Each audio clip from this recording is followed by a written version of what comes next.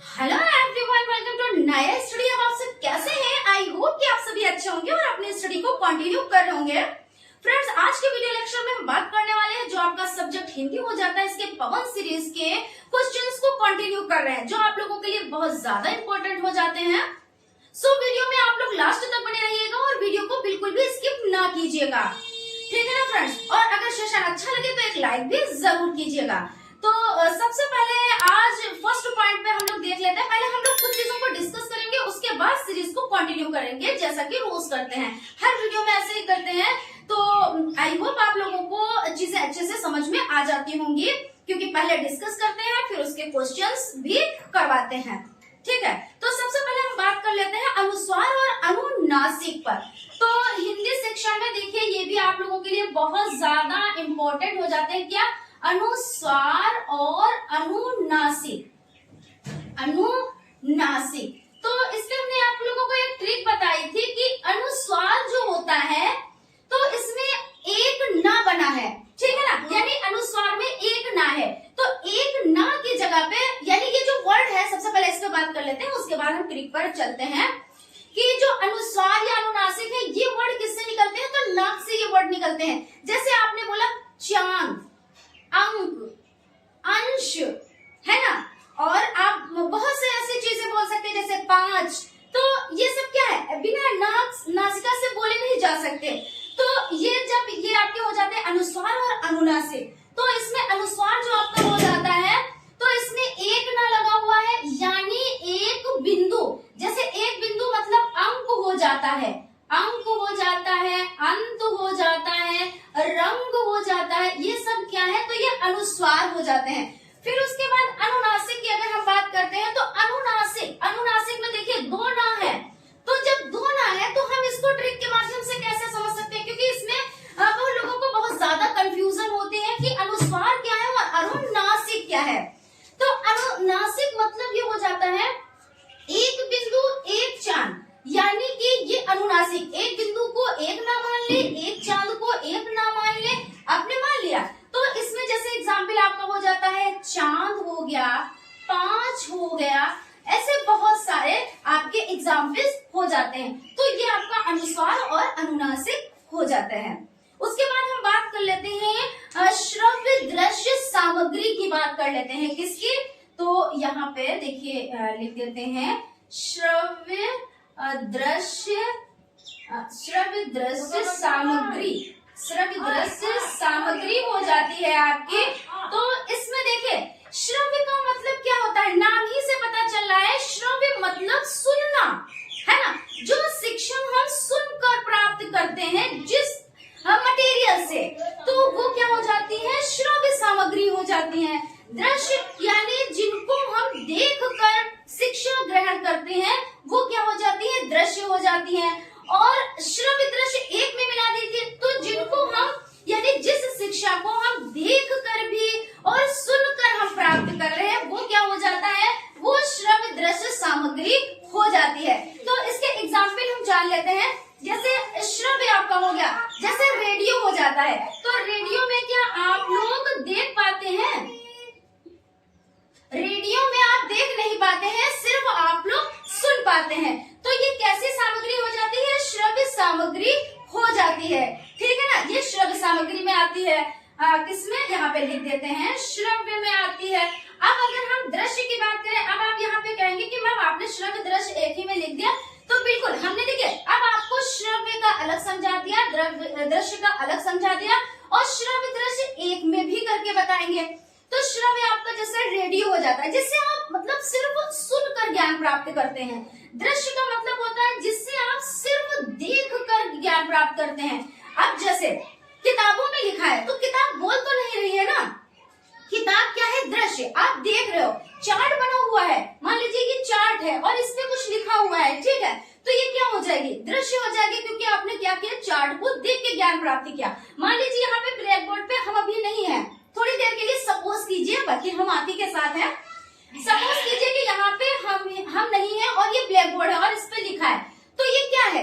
ये सिर्फ दृश्य है, आप इसको देख के ज्ञान प्राप्त कर रहे हैं, क्योंकि सुनकर नहीं। और अभी हम इसके साथ में है तो आप देख भी रहे हैं और सुन भी रहे हैं, है ना? बाकी यहाँ पे हो जाता है आपने लिखा दृश्य, यहाँ पे 2 बार लिख गया, चलिए कोई बात नहीं, दृश्य दृश्य करके इसको इरेज करते हैं। ठीक है, तो दृश्य में आपका क्या हो जाता है, जैसे पुस्तकें है ना, पुस्तकें हो जाती हैं। चलिए एक एक एग्जाम्पल लिखते हैं, बाकी आप लोग कमेंट कीजिएगा, और भी आपको एग्जाम्पल चाहिए तो हम आपको बताएंगे।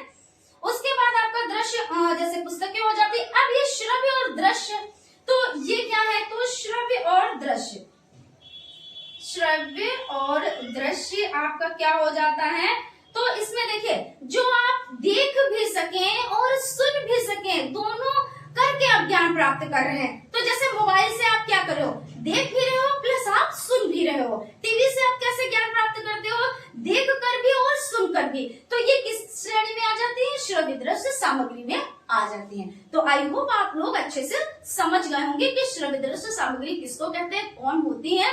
तो इन सब चीजों पे आप लोगों ने हमने डिस्कस किया, तो आप लोगों को समझ में आ गया होगा। उसके बाद बात करते हैं अभिव्यक्ति, कौशल। तो कितनी होती है अभिव्यक्ति, जैसे मौखिक अभिव्यक्ति हो जाती है ना। तो हम कोई चीज मुंह से कह रहे हैं तो वो मौखिक अभिव्यक्ति हो जाती है।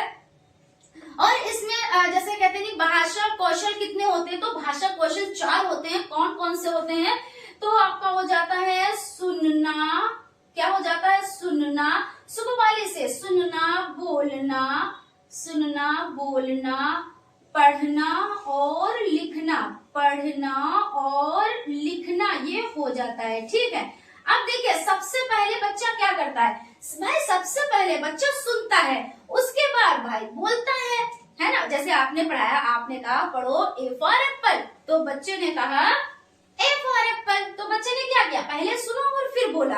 अभी वो पढ़ना और लिखना नहीं जान रहा है, उसके बाद पढ़ना सीखेगा और उसके बाद लिखना सीखेगा। अब आप कहोगे मैम इसमें बड़ी कंफ्यूजन है, इसको हम ट्रिक के माध्यम से कैसे याद करें, तो सुबोपाली, सुबोपाली से आप याद रखिए।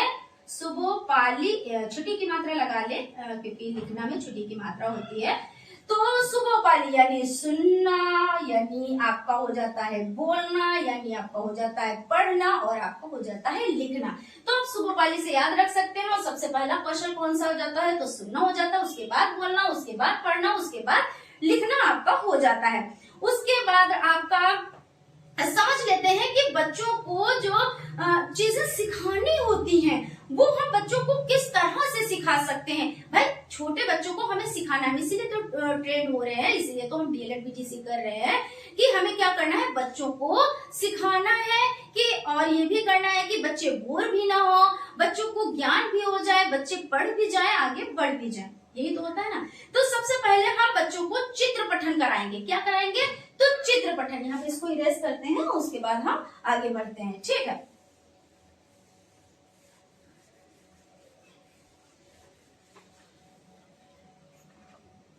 तो क्या हो जाता है, चित्र पठन।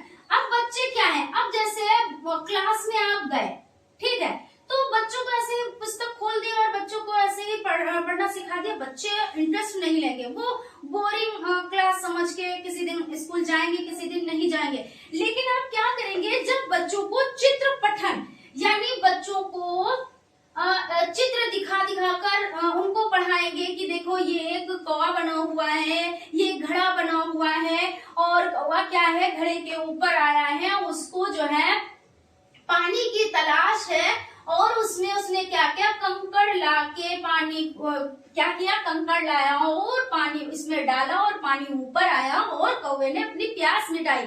बच्चे को बड़ा मजा आ गया कि मैम ने चित्र के माध्यम से हमें कितनी अच्छी चीजें बताई। तो चित्र के माध्यम से बच्चों को अच्छे से आप सिखा सकते हैं, उनको क्या होगा, उनको इंटरेस्ट आता है, उनको बड़ा मजा आता है।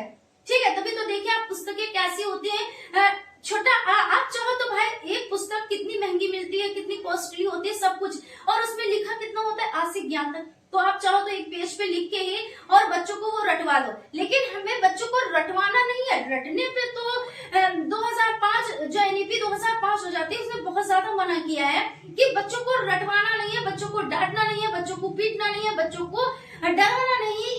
ये सब चीजें नेगेटिव में आती हैं। बच्चों को क्या करना है, प्यार से सिखाना है, बाल केंद्रित शिक्षा है। बच्चे जैसा कहें कि हमको ये चीज अब पढ़नी है तो बच्चों को वही वही चीज आपको पढ़ानी है। तो ये सब चीजें हैं, है ना।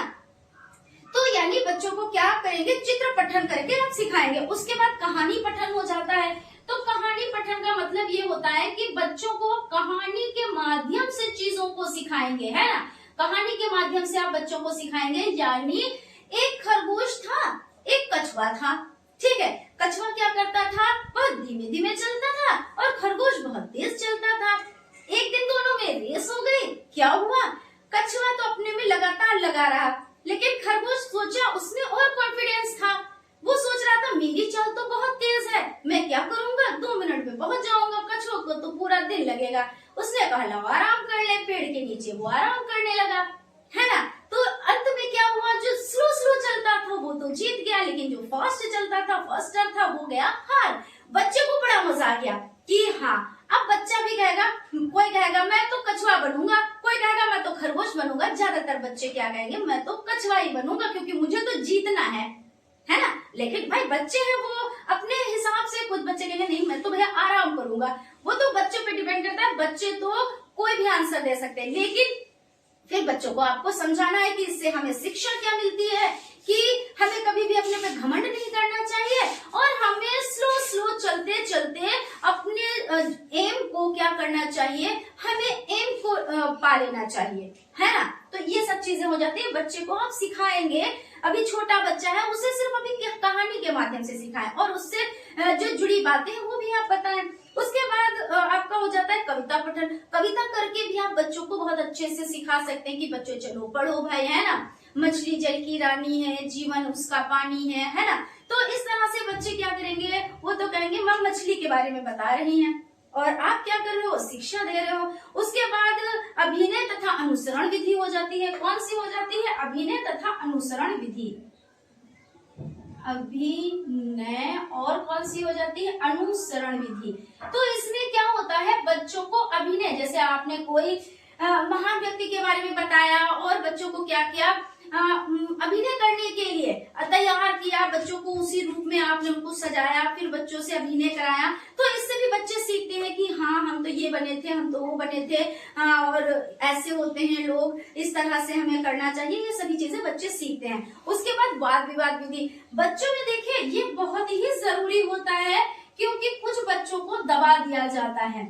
जब बच्चों को घर ही में नहीं बोलने दिया जाता है, कुछ बच्चों के साथ ऐसा होता है कि उनको घर में ही नहीं बोलने दिया जाता है कि तुम चुप जाओ। उनको डांट के बल पर, मार के बल पर उनको घर में तो बिल्कुल बोलने ही नहीं दिया जाता है। वो बच्चे समाज में जब निकलते हैं तो उनको झिझक रहती है।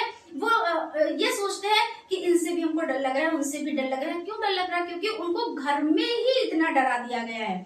लेकिन बच्चों को क्या करना चाहिए, बच्चों को एक दूसरे के संपर्क में, जैसे वाद विवाद विधि भी अपनानी चाहिए, एक दूसरे से वार्तालाप करें। जैसे आपने कोई क्वेश्चन दे दिया, कुछ भी ऐसा डिस्कस करने के दे दिया कि अच्छा हम आपको ये टॉपिक देते हैं, आप इस पे कोई बातचीत अपने दोस्तों में करके फिर हमें उसका सोल्यूशन बताएं। तो बच्चे क्या करेंगे, उनको पता हो गया कि हमें समाजीकरण करना है, हमें समाज में रहना है और लोगों से हमें मिलना भी है, लोगों से हमें बात भी करनी है, हमें झिझक दूर करनी है। और ये बहुत ही जरूरी हो जाता है, क्योंकि कहते नहीं है, क्योंकि भाई हर मनुष्य, हर इंसान अपने में एक है। ऐसा नहीं, कुछ लोग कहते हैं कि एक पुत्र होता है, किसी के तो कहता है इकलौता है। हाँ है, माना, लेकिन हर एक इंसान वो इकलौता है। हम क्या बहुत सारे लोग हैं, एक ही तो है। आप क्या बहुत सारे लोग हैं, एक ही तो। अपने भाई बहनों में आप 4 भाई बहनों, 5 भाई बहनों, कितने भी हो, लेकिन अपने में तो आप एक ही हो, कोई अलग से तो नहीं है ना। तो ये चीज हो जाती है। तो सभी को अपने अपने तरीके से जिंदगी जीनी रहती है, अपने जितने संघर्ष होते हैं उसे ही करने होते हैं, और जो भी है उसको वर्क करना होता है, खुद से ही करना होता है। कहते नहीं है कि जिंदगी जो जी जाती है खुद अपने लिए ही इंसान सब कुछ करता है। तो जब अपने लिए करता है तो पहले से बच्चों को इस तरह से बनाना चाहिए कि देखिए, बच्चों को जब आप इस तरह से बनाएंगे तो वो क्या करेंगे, वो अकेले चलना सीखेंगे, और जब सीखेंगे तो उनपे कोई भी दिक्कत, कोई भी परेशानी आएगी, हर परेशानी का वो सोल्यूशन निकाल लेंगे। ठीक है ना। तो यहाँ पे वाद विवाद विधि के बारे में हम डिस्कस कर रहे थे। तो ये विधि बहुत ही अच्छी हो जाती है, बच्चों को बोलने का अवसर देना चाहिए। तो फ्रेंड्स, यहाँ पे हम इन सभी चीजों पर डिस्कस कर चुके हैं। अब चलते हैं सीरीज की तरफ, उसके क्वेश्चंस को कंटिन्यू करते हैं। आज के सीरीज का फर्स्ट नंबर क्वेश्चन हो जाता है अनुस्वार तथा अनुनासिक ध्वनि अनुस्वार, देखिए अनुस्वार हमने आपको बताया था एक ट्रिक की एक ना इसमें है, यानी एक बिंदु, तो एक बिंदु आप इस तरह से लगाएंगे। और अनुनासिक यानी देखिए अनुनासिक में दो ना है ना, तो इसलिए चांद बनाएंगे और एक बिंदु लगाएंगे, तो यानी ये अनुनासिक हो जाता है। अब इसको हम देख लेते हैं अनुस्वार। अनुस्वार के उच्चारण में वायु नाक से निकलती है और उच्चारण झटके के साथ होता है, जैसे ठंडा, कंचन, जंगल, चंपत, अंतर आदि हो जाता है। अनुनासिक, देखिए अनुनासिक यहाँ पे है, तो अनुनासिक के उच्चारण में वायु नाक और मुख दोनों से निकलती है, जैसे चांद, बूंद, कुंवर, आंख आदि। अब ऐसे भी क्वेश्चन कर सकते हैं कि अनुनासिक के कुछ उदाहरण दीजिए, अनुस्वार के कुछ उदाहरण दीजिए, या ये बिंदु दे दिया इस तरह से कि ये किसका चिन्ह है, या इस तरह से दे दिया तो ये किसका चिन्ह है। तो आपको जब चीज़ें पता है तो आप अच्छे से कर पाएंगे। उसके बाद हो जाता है क्वेश्चन, हिंदी शिक्षण में श्रव्य दृश्य साधनों के प्रयोग से लाभ स्पष्ट कीजिए। तो इसमें हम देख लेते हैं कि सबसे पहले क्या देखना है, श्रव्य दृश्य साधन तो होते क्या हैं। तो आपका क्या हो जाता है, जैसे दृश्य मतलब जो आपको दिखाई दे रहा है, श्रव्य जो आप सुन पा रहे हैं, है ना, श्रव्य दृश्य यानी क्या हो गया, और श्रव्य दृश्य साथ में जो आपको दिखाई भी दे और सुनाई भी दे, वो क्या हो जाते हैं, तो श्रव्य दृश्य हो जाते हैं। तो अब बात कर लेते हैं हिंदी शिक्षण में श्रव्य दृश्य साधनों से अग्र लाभ हैं। यहाँ पे क्वेश्चन क्या है, प्रयोग से स्पष्ट कीजिए, लाभों को स्पष्ट करना है।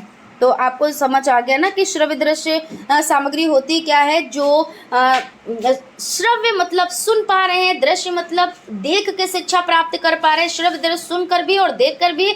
जैसे दृश्य में किताबें आ जाती हैं, श्रव्य में रेडियो आ जाता है, और श्रव्य दृश्य में आपका मोबाइल हो गया, टीवी हो गई, ये सभी चीज़ें हो गई। अब इसके लाभ क्या है भाई, लाभ तो बहुत सारे हैं, देख लेते हैं।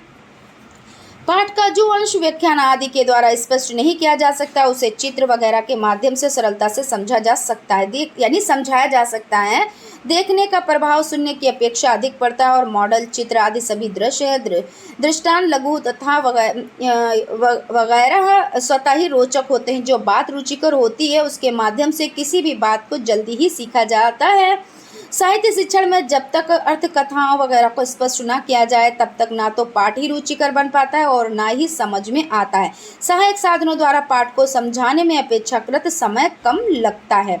कविता शिक्षण के विशिष्ट उद्देश्य लिखिए, तो ये उद्देश्य निम्नलिखित हो जाते हैं। उचित स्वर तथा प्रवाह के साथ कविता पठन की क्षमता पैदा करना, छात्रों में इतनी क्षमता पैदा करना कि जिससे कि काव्य के सौंदर्य को परख सके तथा किसी भाव प्रधान कविता का रसास्वादन प्राप्त कर सकें।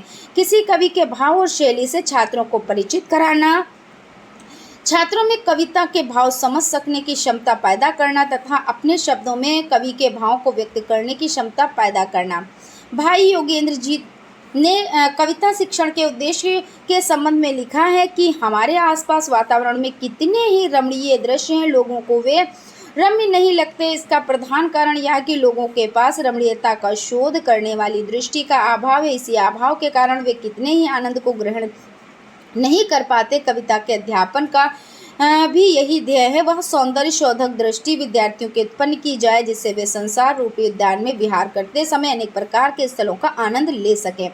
छात्रों को काव्य शिक्षण के साथ ही रस, छंद और अलंकार से परिचित कराना, छात्रों की कविता की अनेकार्थिक शैलियों से परिचित कराना, ये हो जाता है।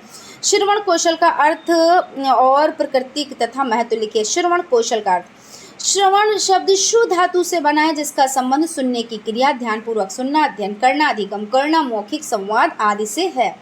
श्रवण शब्द अंग्रेजी के लिसनिंग शब्द का पर्याय है। लिसनिंग को ए प्रोसेस ऑफ इंटरप्रिटेशन अर्थात अर्थ निष्पादन की प्रक्रिया कहा जाता है। श्रवण में किसी कथन को सुनने के बाद उस पर चिंतन करना, चिंतन के बाद उस पर अपना मनोत स्थित करने और तदनुसार आचरण या व्यवहार करना आदि प्रक्रियाएं सम्मिलित हैं। भाषाई कौशल, सुनना, बोलना, पढ़ना, लिखना, ये हो जाते हैं। तो भाषाई कौशल में सुबो पाली है ना भाषाई कौशल, और इसमें आपका क्या हो जाता है, श्रवण कौशल एक महत्वपूर्ण कौशल है। शिशु के जन्म से ही इस कौशल को सीखने का क्रम आरंभ हो जाता है और जीवन पर्यंत चलता है। हम जागृत अवस्था का 42% सुनने में व्यतीत करते हैं। एक अध्ययन के अनुसार बच्चा कक्षा के बाहर खेलकूद आकाशवाणी, दूरदर्शन आदि के कार्यक्रम सुनने के प्रतिदिन लगभग 4 घंटे का समय व्यतीत करता है। इतना ही नहीं, श्रवण का भाषण और पठन में सीधा संबंध है। श्रवण की प्रकृति, सुनना एक प्रकृति प्रदत्त शक्ति है। जिस व्यक्ति की श्रवणेंद्रियां ठीक नहीं होती हैं, वह व्यक्ति कभी कभार अर्थ का अनर्थ सुन लेता है, जिससे व्यक्ति के संबंध भी टूट जाते हैं। सामान्य श्रवण का अर्थ किसी ध्वनि, बातचीत, वाद्य संगीत आदि के सुनने में लिया जाता है, किंतु यह सुनने का बहुत सीमित अर्थ है। श्रवण का अर्थ ध्वनियों का सुनना मात्र नहीं, अपितु आचरण या व्यवहार करने जैसी जटिल प्रक्रियाएं सम्मिलित हैं। श्रवण कौशल का महत्व। बालक प्रारंभिक काल से ही असार्थक और निरर्थक अनेक ध्वनियां सुनना प्रारंभ कर देता है। जन्म के समय बजने पहले कासे या थाली, ढोलक, स्त्रियों के गाने आदि पहले दिन से ही बालक के कर्ण के यंत्रों को तरंगित करने लगता है। ये सार्थक ध्वनियां उसके कान में बारंबार न पड़ने तो वह बधिर और मूक हो सकता है। बालक के अधिकांश भावी शिक्षक उसकी श्रवण शक्तियों पर ही अवलंबित होती हैं। शोधकर्ता के अनुसार मनुष्य अपनी दिनचर्या में भाषा व्यवहार के अंतर्गत निम्न प्रकार समय लगाता है: 25% पठन तथा लेखन, 30% बोलने और 45% हो जाता है समझ सुनने में। ठीक है ना, तो यहाँ पर ये चीज़ हो जाती है। उसके बाद आपका हो जाता है विद्यालय में भी विद्यार्थियों का लगभग आधा समय सुनने में लगता है। श्रवण कौशल शारीरिक क्रिया के पितु एक मानसिक क्रिया है। व्यक्ति अपने पूर्वानुभव के संदर्भ में शुद्ध सामग्री को समझता है, उस पर विचार करता है। ध्यान भटक जाने पर वह शुद्ध विषय का पूरा बोध नहीं कर पाता। वैदिककालीन और उस वैदिककालीन जितना भी साहित्य था वह सुनकर ही याद किया जाता है। इसी कारण वेद को श्रुति भी कहा जाता है। ऋषि आश्रमों के विभिन्न वैदिक शाखाएं अपने ज्ञान को वंश परंपरा में सुनकर ही स्मरण रखती हैं। आज भी बालक अधिकांश ज्ञान सुनकर ही प्राप्त करता है। उसके बाद हो जाता है श्रवण शक्ति विकास के साधन बताएं। तो सुनने की योग्यता विकसित करने हेतु विभिन्न साधन अपनाए जा सकते हैं। ये साधन छात्र स्तर अनुकूल अपनाए जाने चाहिए। इन साधनों के माध्यम से श्रवण शक्ति का विकास किया जा सकता है। कक्षा शिक्षण के दौरान पाठ्यक्रम सहगामी क्रियाओं द्वारा, पाठांतर क्रियाओं द्वारा, शिक्षण कक्षा के दौरान बाल गीत, कविता के माध्यम से, कहानी के माध्यम से विभिन्न मनोभावों जैसे हर्ष, शोक, आश्चर्य, घृणा, करुणा, व्यंग आदि पर आधारित सामग्री कक्षा में सुनाकर अध्यापक द्वारा आदर्श वाचन व सस्वर वाचन करके कक्षा में प्रश्न पूछने के अवसर देकर, इस तरह से आपका हो जाता है। उसके बाद है आपका पाठ्यक्रम सहगामी द्वारा कक्षा बाल सभा, कक्षा अभिनय, ध्वनियों के खेल, पाठांतर क्रियाओं द्वारा वाद विवाद प्रतियोगिता, कहानी प्रतियोगिता, नाटक प्रतियोगिता, कविता वाचन प्रतियोगिता, आशु भाषण प्रतियोगिता, समाचार वाचन, प्रार्थनाकालीन भाषण, आकाशवाणी से प्रसारित विभिन्न कार्यक्रम सुनकर, वृत्ति चित्र, चलचित्र, दूरदर्शन आदि को देखकर, महत्वपूर्ण अवसरों पर भाषण सुनकर, मुख्य विचार नोट करने के अवसर देकर, वक्ता की बात को आलोचनात्मक ढंग से सुनने का अवसर देना चाहिए। छात्रों में अपेक्षित लेखन कौशलों का विकास किस प्रकार किया जा सकता है? तो माध्यमिक और उच्चतर बालक स्तर पर लिखित अभिव्यक्ति के विकास के लिए निम्नलिखित रूपों का शिक्षण तथा अभ्यास आवश्यक है: पत्र लेखन, वर्णन, व्याख्या, संक्षेपीकरण, पल्लवन, संवाद लेखन, रिपोर्ट लिखना, पुस्तक समीक्षा, जीवनी, आत्मकथा, निबंध रचना, एकांकी लेखन, कहानी लेखन, कविता लेखन हो जाता है। मौखिक अभिव्यक्ति के साधन लिखिए। तो मौखिक अभिव्यक्ति के साधन क्या हो जाते हैं? चित्र पठन, बच्चों को चित्रों का ज्ञान प्रदान करने, उसमें संबंधित प्रश्न पूछने चाहिए जिसका कुछ अर्थ निकल रहा है। नैतिक कहानियों के चार्ट आते हैं, बच्चे उन चार्टों में प्रकाशित कहानियों की अभिव्यक्ति के लिए कहा जाना चाहिए। कहानी पाठ, बच्चों को गृह कार्य के रूप में कहानी बनाकर लाने के लिए प्रोत्साहित करना चाहिए। कक्षा में इन कहानियों का पाठन करना चाहिए। इस प्रकार की मौखिक अभिव्यक्ति से बच्चे की भाषण, कल्पना शक्ति, रुचि, कथन शैली, मस्तिष्क का विकास होता है। कविता पाठ द्वारा बच्चों के उच्चारण, अक्षर, अभिव्यक्ति तथा रुचि का ज्ञान होता है। अभिनय तथा अनुसरण, तो बच्चों को अभिनय के लिए प्रेरित किया जाना चाहिए। इससे बच्चों के उच्चारण में सुधार होता है, उनकी शारीरिक भाषा तथा अभिव्यक्ति में सुधार होता है। वाद विवाद द्वारा मौखिक अभिव्यक्ति का विकास होता है। बच्चों की झिझक व संकोच समाप्त होते हैं। इससे वाक्पटुता तथा वाक् चातुर्य में भी सुधार होता है। तो इस तरह से यहाँ पे सेशन आपका कंप्लीट होता है। देखिए, आज मैंने एक बार भी अभी आपसे नहीं कहा है कि आप लोग लाइक और सब्सक्राइब करें, लेकिन आप लोगों को याद दिलाना पड़ता है। आप लोग पहले ही लाइक कर दिया कीजिए और सब्सक्राइब तो आपको एक ही बार करना रहता है। तो फ्रेंड्स, मिलते हैं नेक्स्ट क्लास में। Thank you.